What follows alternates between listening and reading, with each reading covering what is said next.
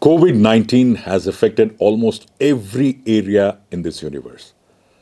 Dr. Gururaj Deshpande indeed has set up the biggest incubation center of India in Hubli, that is in North Karnataka.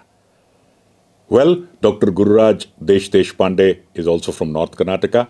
He is the chairman of the Sparta Group and founder of the Deshpande Foundation. Well, under such adversities, how do we need to act and develop ourselves as an entrepreneur, as an industrialist, or to realize our dreams and turn it into reality? I would now request Dr. Gururaj Deshpande to tell us more of how to thrive in adversity. Thank you. It's a real pleasure to be back in TiECON again. It's unfortunate that I cannot be there in person, but I'm sure 2021 will bring us the post-COVID era, and we'll all be traveling again and look forward to meeting all of you. First of all, I want to congratulate TiE Hubli, which is now almost 10 years old. And it's amazing how all the entrepreneurs, business people in Hubli have come together and made a big difference in terms of their own businesses, building a community, embracing new innovations, new technologies, and so on. I think sometimes people wonder if not being in a big city and having a lack of exposure to the high-tech tools, whether that limits the innovation. Now, I think as time goes on, all these innovations become more democratized. For example, when I graduated in 1973 from IIT Madras, I actually majored in computer science, but I'd never seen a computer before, because a computer those days used to be like a big room, and that would have a power of less than the cheapest cell phone that you can buy today. And so as time goes on, the innovations and technologies become more and more democratized. So what becomes more important as time goes on is not so much just the capability to innovate and come up with new technology and new innovations, but your ability to apply those innovations to the problems. And that's where TiECON Hubli, entrepreneurs in Hubli, can really excel, because the world has about maybe 1 billion people or so on the very top, where people are embracing very, very high technology, and the businesses are so competitive that unless you use an innovation that's very, very leading edge and much better than what everybody else is doing, you can't really compete for that business. But the other 5-6 billion people in this world, there's lots of opportunities to apply well-proven, known innovations to their problems. And therefore, what becomes more important as you apply to those parts of the markets is not so much your knowledge of innovation, knowledge of technology, but actually understanding the problem itself. Of course, you have to be aware of the innovations, because if you don't even know what the innovations are, you'll never be able to apply. But you can just see, right now, this video conferencing, Zoom calls that we're doing, just 10 years ago, you would have had to pay probably $5-6 million to set up. I remember in our own companies setting up these things and spending millions of dollars to set up these video conferencing systems, which are not even as good as what you get today, where you can get for just a few rupees a month. And so innovations, you have to be aware of innovations. You cannot be afraid of innovations. You cannot be afraid of technology. You have to embrace it. You have to learn it. And the younger people, for example, for them, it comes so naturally. You don't ever teach a kid how to use a phone, how to use a computer. They just learn it on their own. It's very intuitive.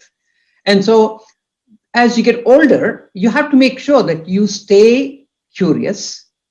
You learn about new things. You learn about innovations.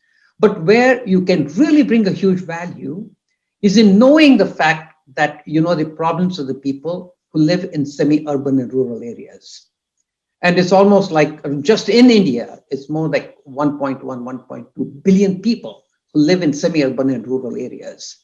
And their lives can change dramatically over the next 5 to 10 years if we can somehow embrace technology and bring some of the relevant innovations, not just innovation for the sake of innovation, but an innovation that really solves the problem. Now, what are the problems? The problems and it's going to have an impact on pretty much every segment of the industry, whether it's education or healthcare or agriculture or trading or connecting businesses. Doesn't matter, transportation, logistics, doesn't matter which area you look at, technology is going to have an impact on that. So in your own businesses, you're going to have impact. And therefore, I think there is a huge opportunity for people living in places like Hubli to actually embrace innovations and apply them to the businesses that are relevant to those communities. And if you can do that, then you have an opportunity to scale it to all the 1.1 billion people within India. And then hopefully another 5-6 billion people around the world. And not only that, what happens is that any solutions that you come up with for the people who live in semi-urban and rural areas, where the solutions have to be more affordable, they have to be simpler, they have to be cost effective. But as they get proven, they have an opportunity to penetrate the bigger markets, the global markets, even the very top end of the market. Why? Because I think, for example, let's look at medical diagnostics.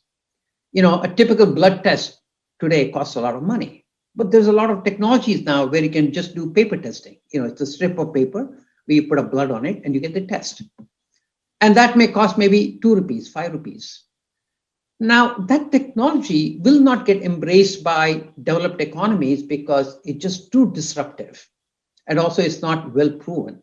But as that technology penetrates these markets where the affordability is lower, and you do 1 million of them, 1 billion of them, over the course of time, the technology gets so mature that it even becomes better than the more traditional technologies. And then there's an opportunity to penetrate this technology to even the developed market. For example, the ultrasound machines. The ultrasound machines 15 years ago used to be like a huge machine which would cost a lot of money. And now, because the affordability is very low in China and India and so on, companies like GE and other companies came up with the handheld ultrasound machines, which you can use because that's all they can afford in some of the countries. But that got perfected.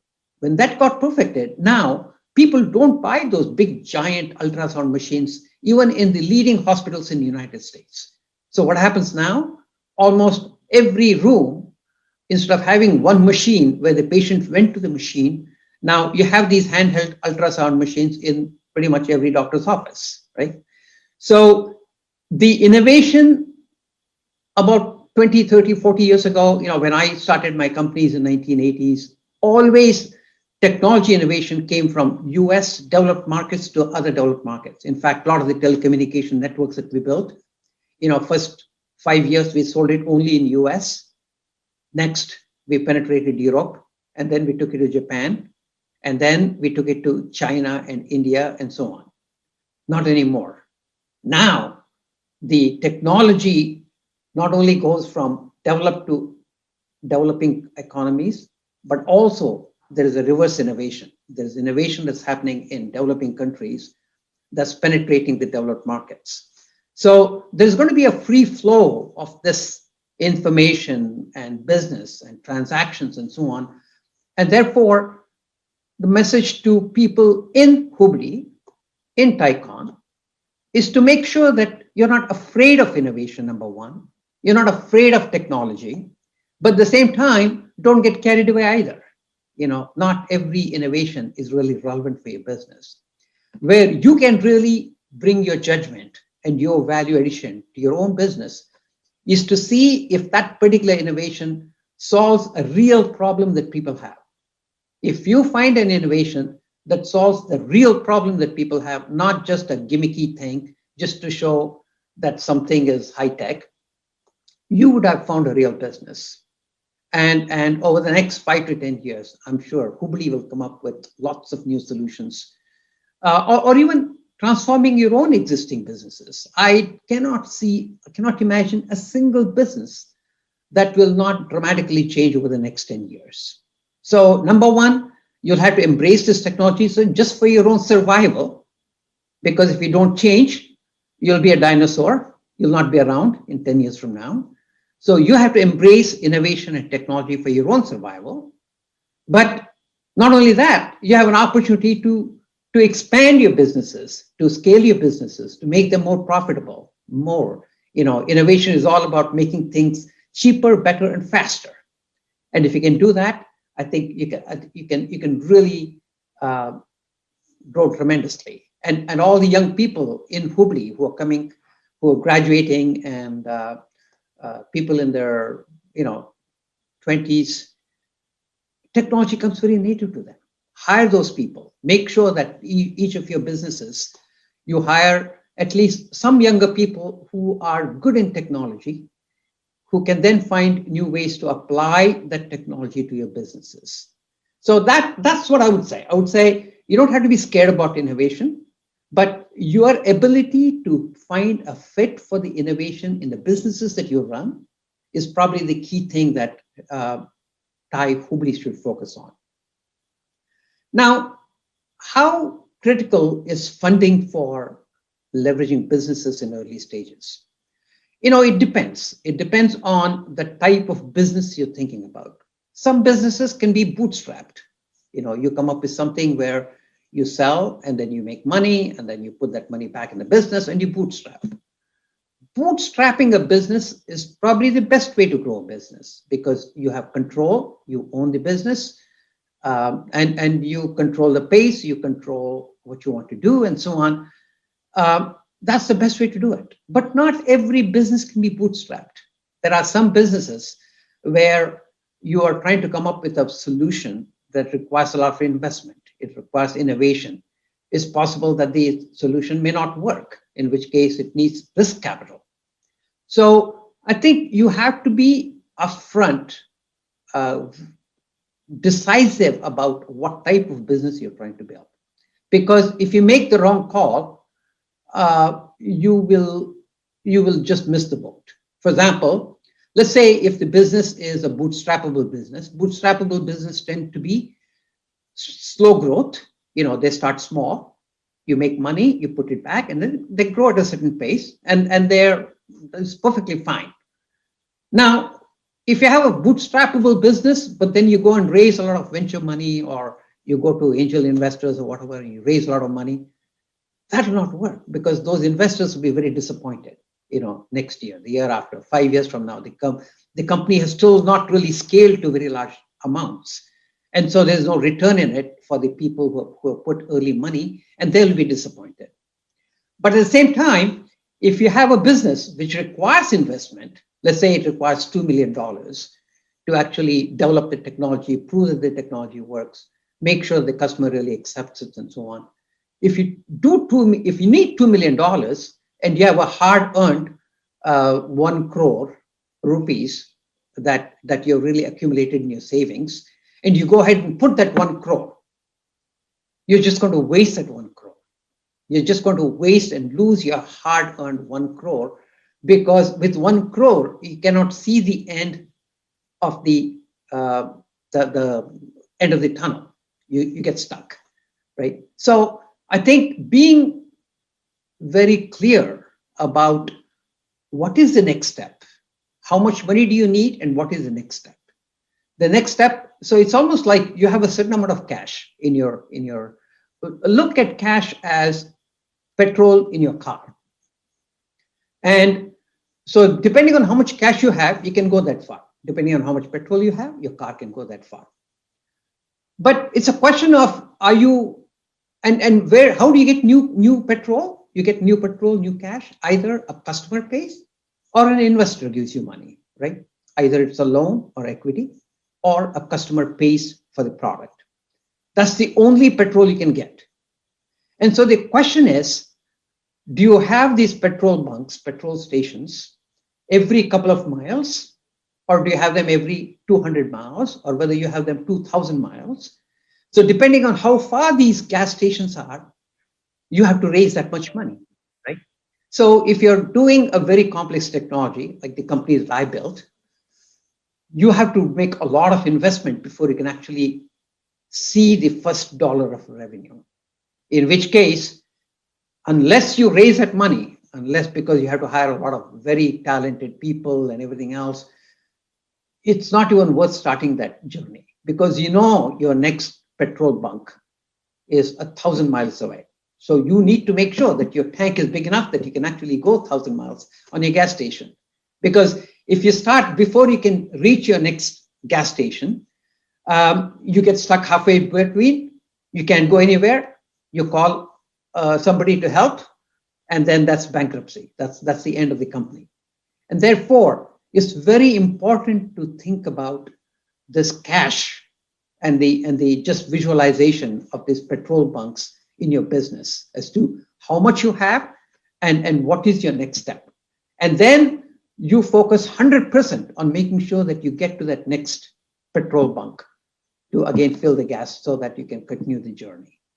And so I think it just depends on the business, but being clear about that business plan is very important, because if you make a wrong call, you just lose the whole business.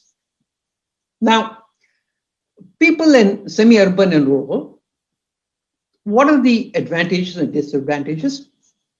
The advantage is if you're really targeting that particular customer base, you're close to the customers, and therefore you know their problems, and you have access to them. So if you come up with a solution, you can test it out. You can get the customer feedback, because most of the businesses, when you start with an idea, but usually over the course of time, you'll be doing something different, because as the customer gives you the feedback, as you learn about your businesses, you change things that you do. And therefore, being close to the business, close to the customer base, is the biggest advantage that companies would have in places like Hubli. The disadvantage is that you are a little far removed from big money. So it's harder to raise big equity. It's harder to hire, very high talent. It's harder to be on top of the latest and the biggest advantage technology.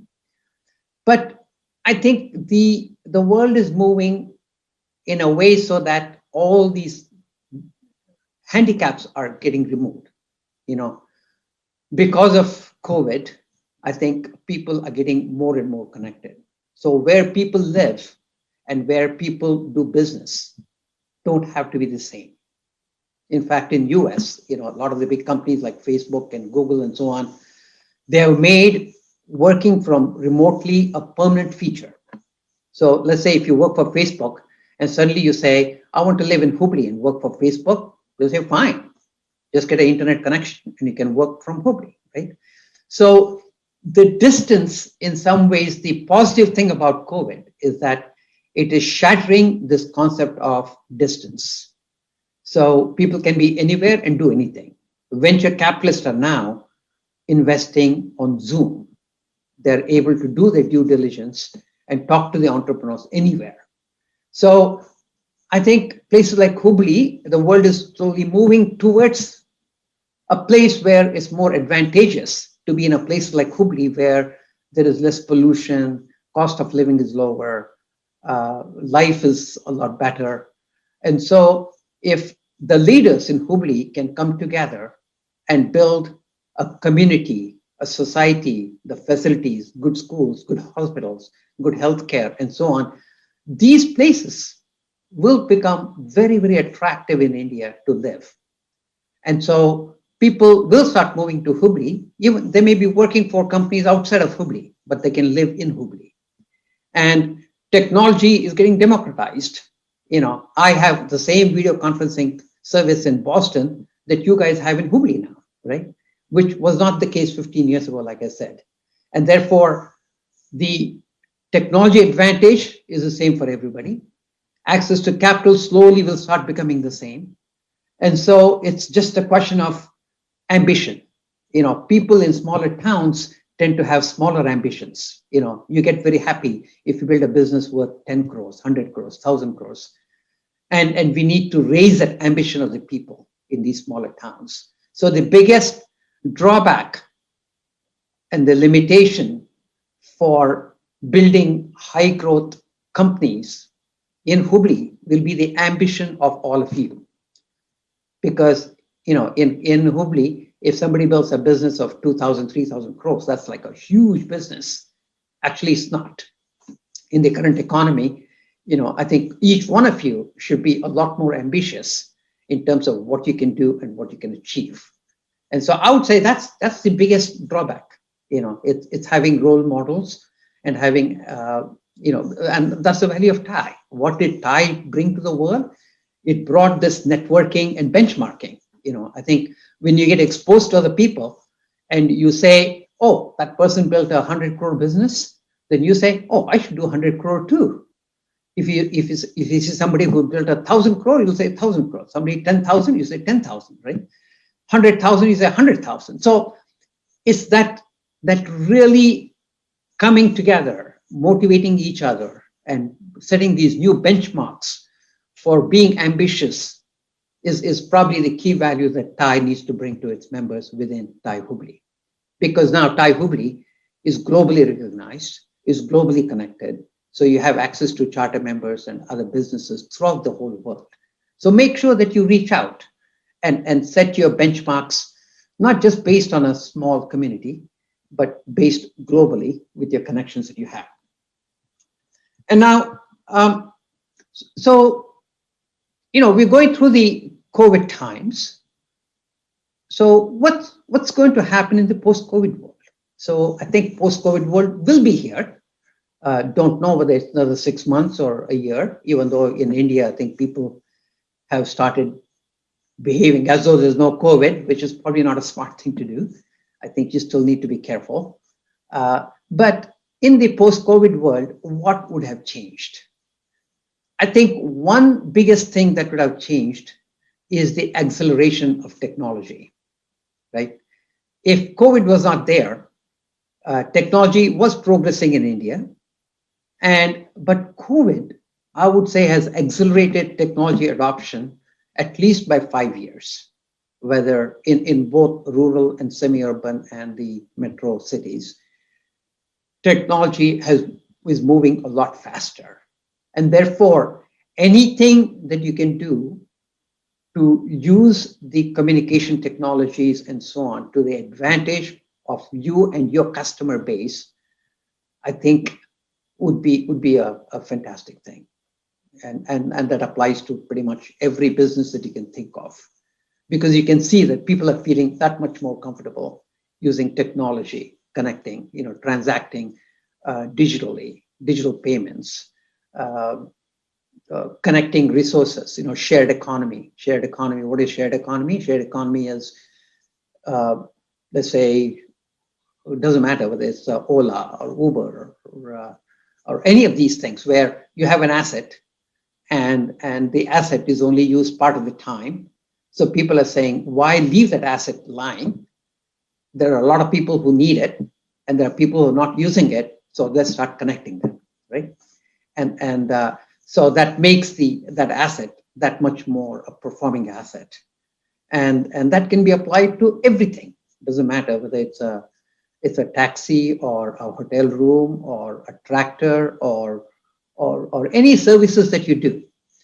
There are people who need it, people who want to do it, and the connection between the two wasn't obvious all along. But now the technology has made it very possible. And it's made it possible to connect people at a very, very low cost.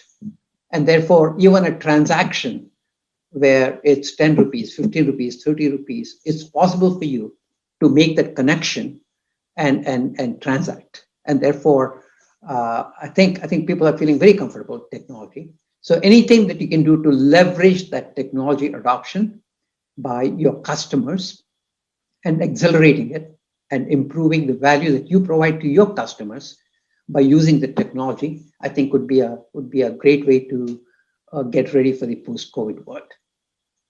So I know Thai in Hubli has come a long way. TiECON has come a long way.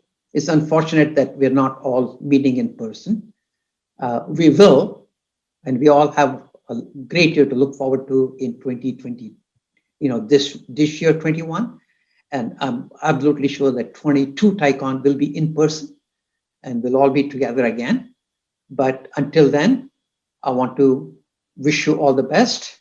And I know Thai Hubli is always a very positive place, and this is not a time to pull back and be withdrawn, even though we can't meet in person. But be bold. Think about what you can do, because anything that you do will at least take 6 months to a year. So always think about where will the world be in 6 months from now? Where will the world be in a year from now, 5 years from now? And start positioning yourself and start positioning your companies to make sure that you can play in that new world and not get stuck in what happened 5 years ago. So great. Well, thank you very much. And really appreciate your active participation in TiECON, and all the best to you. Thank you.